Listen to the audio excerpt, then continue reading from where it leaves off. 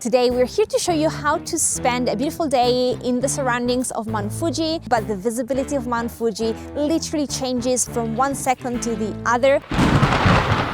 But you will still enjoy the day if you follow some simple steps.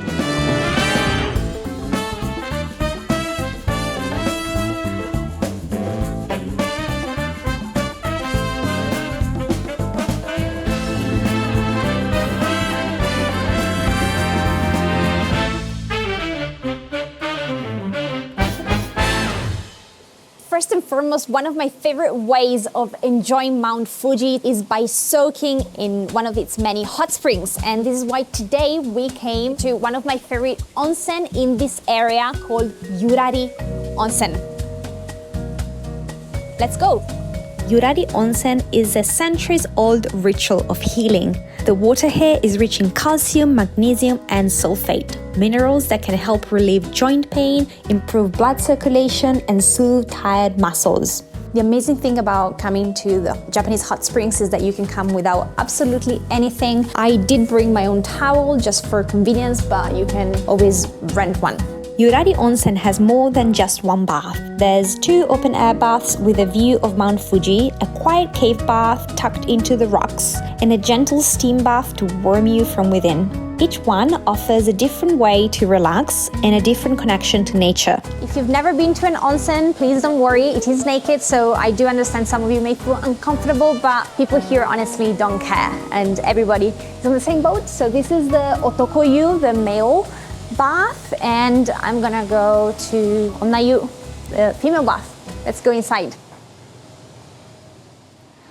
Okay, so I'm ready. We obviously got special permission to film in here. Today I'm wearing a swimming suit, but normally you would not be allowed to. Let's go outside.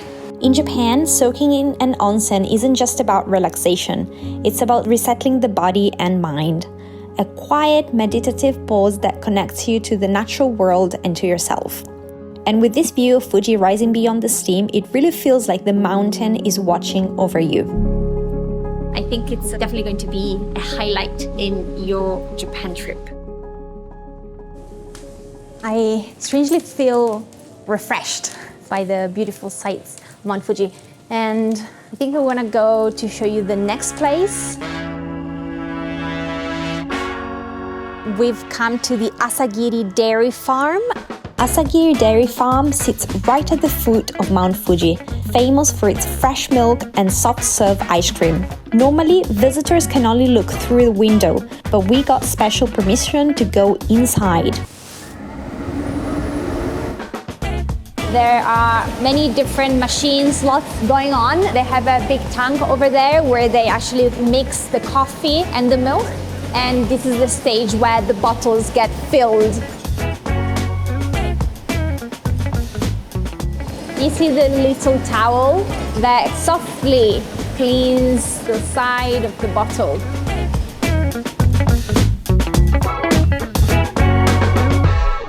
Okay, so now we're gonna get a soft cream, which is also made with the milk that we've just seen is being produced right here. Arigatou gozaimasu. That looks beautiful. Wow, just so fresh. And I'm going to try the coffee.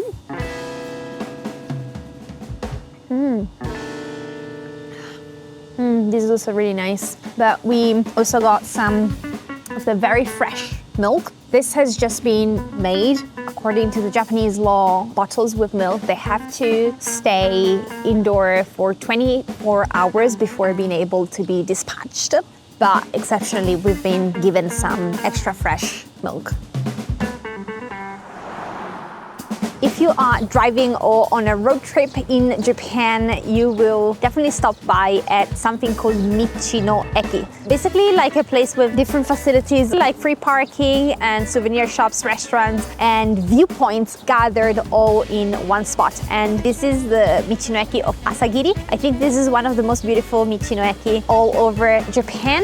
The Asagiri Highlands aren't just about dairy. This whole area is perfect for trekking. Gentle trails, wide fields, and views of Mt Fuji. It's really a great place to walk, breathe, and feel the mountain up close.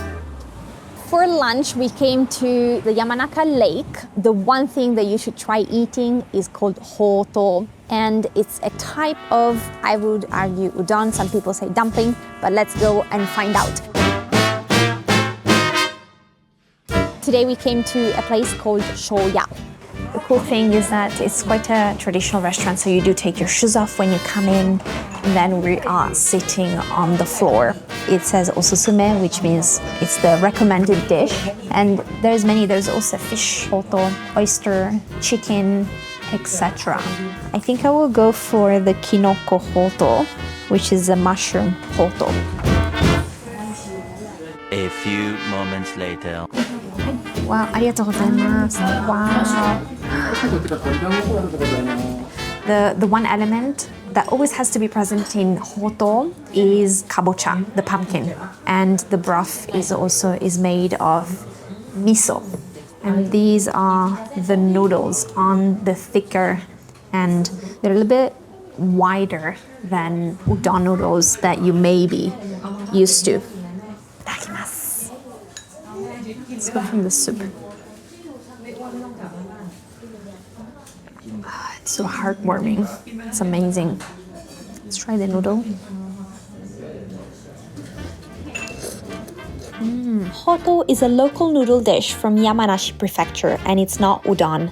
The dough is kneaded like dumplings, cut thick and stewed directly in miso broth with seasonal vegetables. Legend says samurai in the Sengoku area, including Takeda Shingen, ate hōtō as battlefield food, filling, simple, and easy to make in one pot.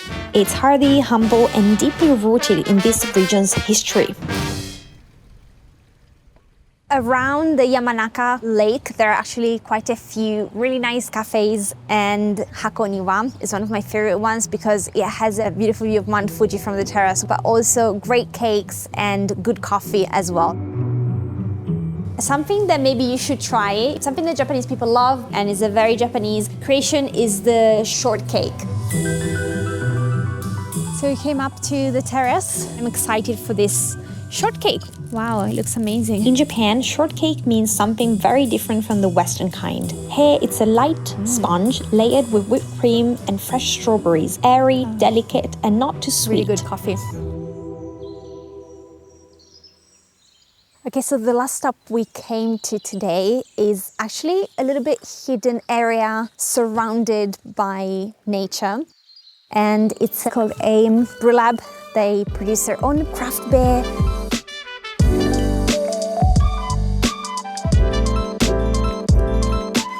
Okay, so this is my beer flight. I think the first one is an IPA. So we have actually two IPAs and the deeper. It's really nice. It has a light bitterness, but very much on the fruity side of things. Very refreshing. This is really nice as well. A little bit darker. Wow, it's really nice. It's not too strong. It's not as dark as I was expecting it to be. It's a very strong coffee bean taste. Really nice. The amazing thing is that these craft beers are produced literally inside in the lab. Here you can see the actual place where the beer is being prepared, and so you can sit here and enjoy your beer by looking at where it was produced. It's really nice.